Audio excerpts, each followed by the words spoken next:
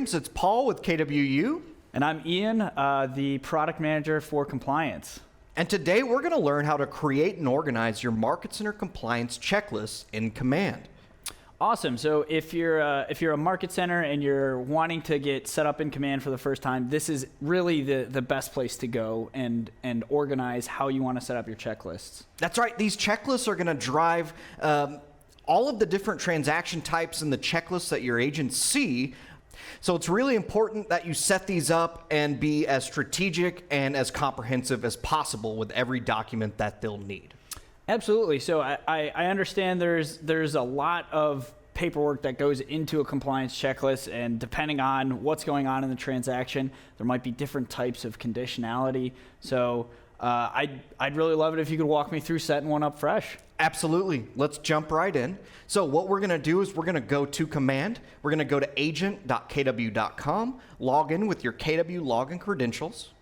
Once you get to Command, we're going to go to Settings at the top right of the page. So click your name, and we're going to choose Settings from that dropdown.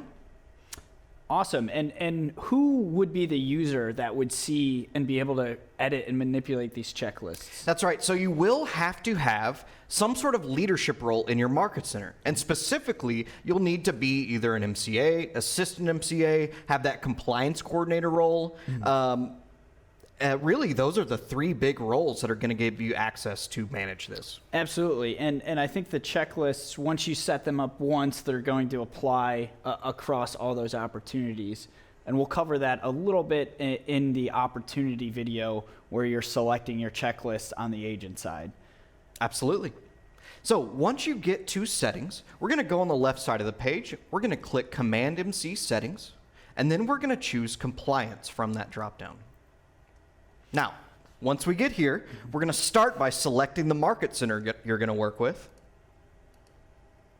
Then select the opportunity type. Notice, you're going to be creating checklists for all of these opportunity types, whether it's listing, buyer, landlord, or tenant. And just keep in mind, those lease pipelines, is when we're talking about checklists, are broken up by landlord and tenant.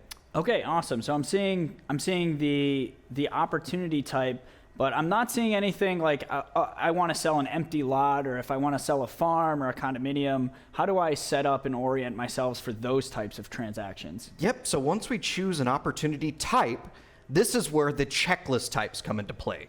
So for each 4 of those opportunity types, we're going to go in here, and you can use this drop down, and you can see all of the checklist types that you've created for this type. This is where you want to be very comprehensive. Make sure that you create a residential, a commercial, all of the different, for this example, all of the different listing checklist types that you'll need. Keep in mind, you might also, your Market Center area might straddle 2 states. Mm-hmm. You'll probably need separate checklist types for each state. So just look at your local regulations and all of the forms that every one of your agents are going to need, and build your checklist types out from there. Awesome. Let's create a new checklist type and just see what a blank one looks like, and then we'll switch back to editing an existing checklist. Absolutely. For this example, we're going to click Create New Type over here on the right side, and we just have to name it. For this one, let's actually just call it New Build. And we're going to click Create New Type. Awesome. So we have these 3 blank columns. These 3 blank columns listed, under contract, closed. Just familiarize me with the right terminology. What are these called? So I call these compliance events. And so what we're going to do is we have to build a checklist of documents out for each of these compliance events. These are going to change based on the type of opportunity that you select. Now, keep in mind, for our listing opportunity type, we have the listed compliance event. So as soon as your agents win the appointment and that listing goes active, this is going to be the checklist that they have to complete and submit to you to get approved. And then the same thing, once they go under contract, they'll have a checklist of documents they need to complete and submit for approval to the Market Center. And finally, the closed compliance event. Awesome. And those, the only difference for the opportunity type, correct me if I'm wrong, is if it's a buyer opportunity type, since you're not listing or listed a property, it would be a consultation. Absolutely. Okay. That's the big difference here. Awesome. So let's add a first document to that listing column and see what comes up. So once we click Add Document, we have to name the document. For this example, we'll call this one the exclusive right to sell. Yeah, that's perfect. And from my understanding of real estate, in order to be the agent on the transaction, you first need to get this signed with your client. Absolutely. And so what this is going to be, now we have to choose the document type.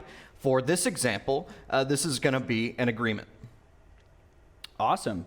So I think this is a lot of information that the MCAs really know and understand what document types there are. You know, is it a disclosure? Is it a contract? Is it an agreement?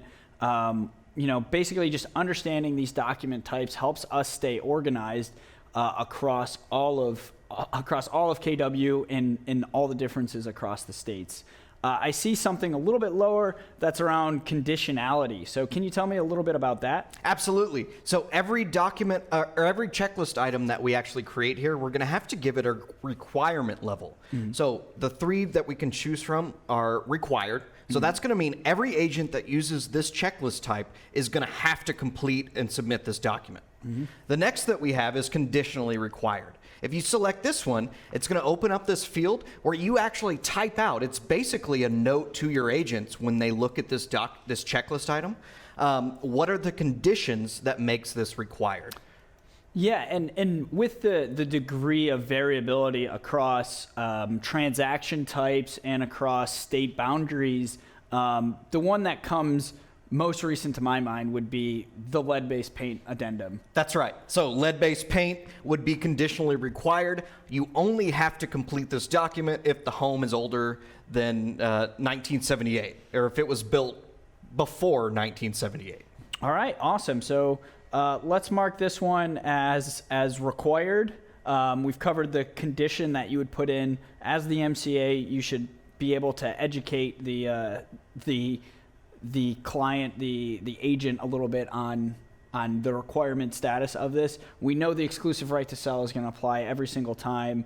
And then, you know, the note field, I think that just basically lays out what's going on in that document. That's right. If there's any special notes that you need to give to your agents when they're completing this specific document, go ahead and put it here, and that'll give them as much information as they need to complete this. All right, perfect. There's one final area, and that's the attach example document. So I'm a new agent. I'm not really familiar with all of those 200 types of documents that I need in California.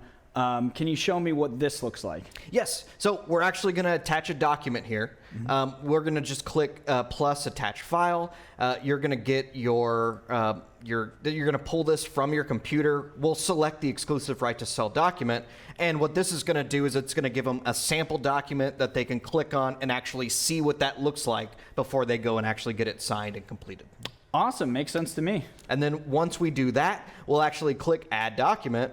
And there it is. It's now added to our checklist.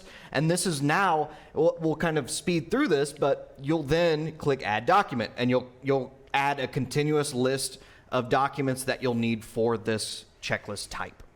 Makes sense. And then I see 3 dots on the side of the exclusive right to sell. What's going on there? Absolutely. So once you create your checklist, and we can actually choose one that's already built out to show you this. Once you have your checklist built out here, what you can do is you can say, hey, I made a mistake here, so I can edit this. This is going to let me edit any of those details, attach a different sample, or add a new note, or edit the note. And you can always edit any of this information. The other thing you can do is maybe you put one on here by mistake. You can go in here and actually delete it from the list as well. Awesome. I think that makes a lot of sense for setting up that checklist. The checklist will educate the agent on what they should require and which slot it goes in. I think that's great.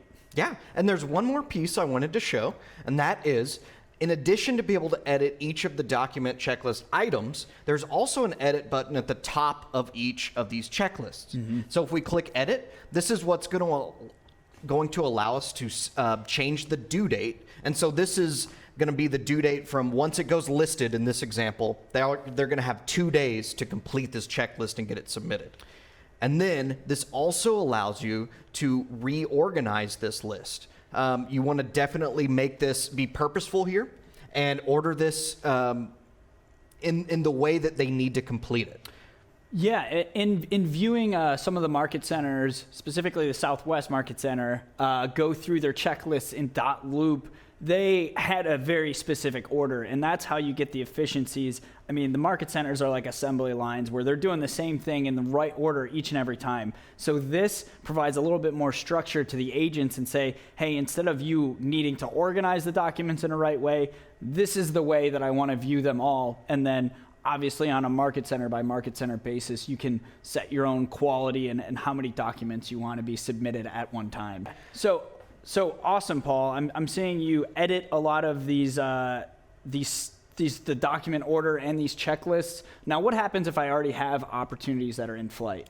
Yep. So once we click save here, what this is going to do is it's going to change the checklist for opportunities that are created in the future. Okay. So this won't actually apply to any opportunity that's in flight already. But once they create a new opportunity, they'll see the new checklist. Awesome. It's on a go-forward basis, so I think that's just a very important point to communicate to your agents as you begin setting up your checklists, and maybe it's not perfect the first time around. Absolutely.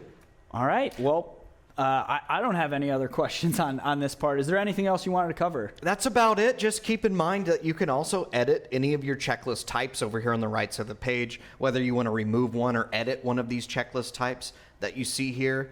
And, once you remember, you have to create a checklist for each opportunity type and then create all the checklist types that you'll need. And each checklist type will have 3 compliance events to create checklists for. Perfect. Makes sense to me. All right. For more information on how to do this, go to the question mark at the top right of any page in Command, click Keller Williams University, and use the search. Thanks, guys. Thanks for watching. We have more awesome videos right over here. Thank you.